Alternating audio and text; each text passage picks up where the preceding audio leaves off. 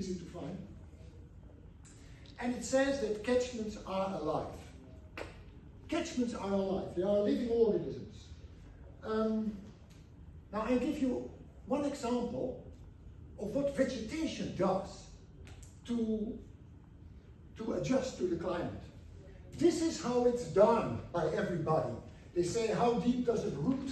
What is the soil property? And then we compute the transpiration. But that's not how the ecosystem works.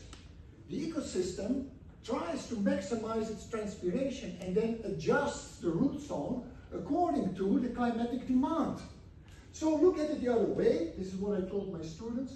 Look at what the ecosystem does, and then you can define the root zone. I'm not going into details. We checked this, and we did it on many parts of the world. This is in Thailand, where we did it first, and it showed that the ecosystem tunes to certain probabilities of succeedance.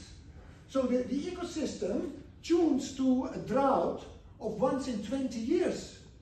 And we applied it to the whole world. And we found this kind of map. And then you find that the root zone in the Amazon, in the wettest part of the Amazon, is very small, because it rains every day. So the ecosystem doesn't create a big root zone. You get these pancake roots. But if you move to, let's say, where our Suriname is, then you see that the same forest roots very deep, because it has to bridge 4 or 5 months of drought.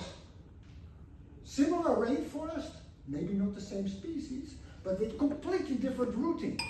And this we calculate for the entire world based on remote sensing, precipitation and evaporation data.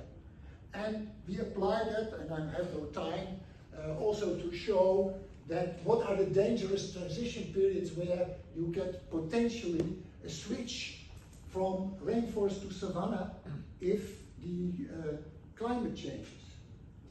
So I have no time to go into more detail, but I'll stick to the conclusions. The landscape and the ecosystem hold the key to the hydrology. You cannot model it without understanding the ecosystem. But the ecosystem manages it in a most attractive way. And it is defined by the laws of thermodynamics. No time to go into detail. And ecosystems adjust to climate change. And it can do so very fast. This is the positive message. The ecosystem solves the problem separate from people. People are part of it. Also the animals and the grazing are part of it. The whole issue is that a farmer who is successful will make sustainable use of the ecosystem, become part of it, and also create an optimum. But, well, we all know what goes wrong, and that's when there's too much pressure. But we saw the example of the Just Dig It example, where you can see that you can quickly restore it again with people. It's not without the people, but people should live with the ecosystem as being part of it. And that's for us the trick. But the unsaturated zone, because that's what they think it is. But it is in fact the root zone. That is the buffer that the ecosystem has against drought.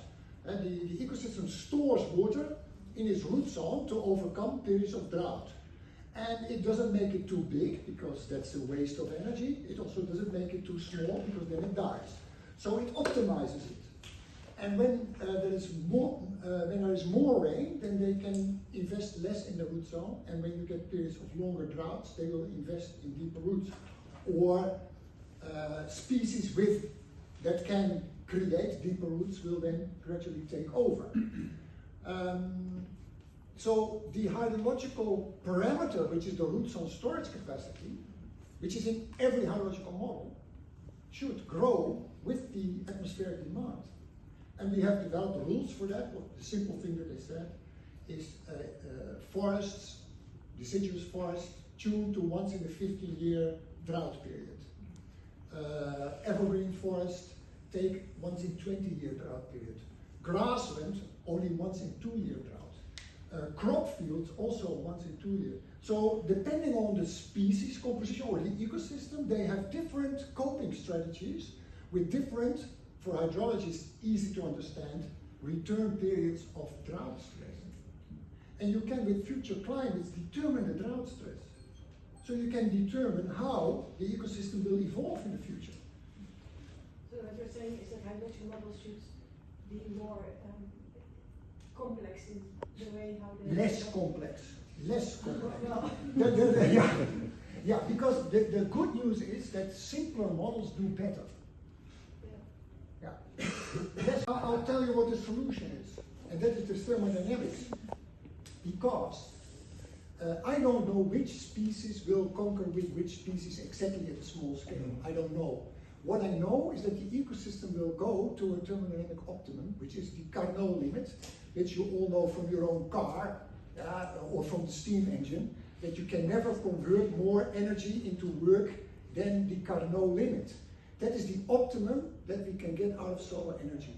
This is what the ecosystem will do, because it can evolve. So different species will compete, but in the end it will approach the thermodynamic optimum. So you can find out what the ecosystem will do, maybe not at the point scale, but in general, and there are different ways of getting there. Because we all know that Australia has a completely different ecosystem from Africa, yet in the end they work both at thermodynamic optima.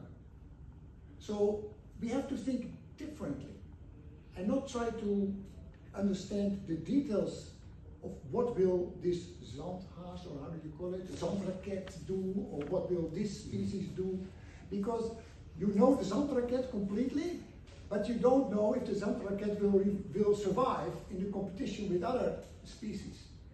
And the thermodynamic optimum will tell you what the outcome is, and it can be done by different species, but the performance will be the same. Good. I think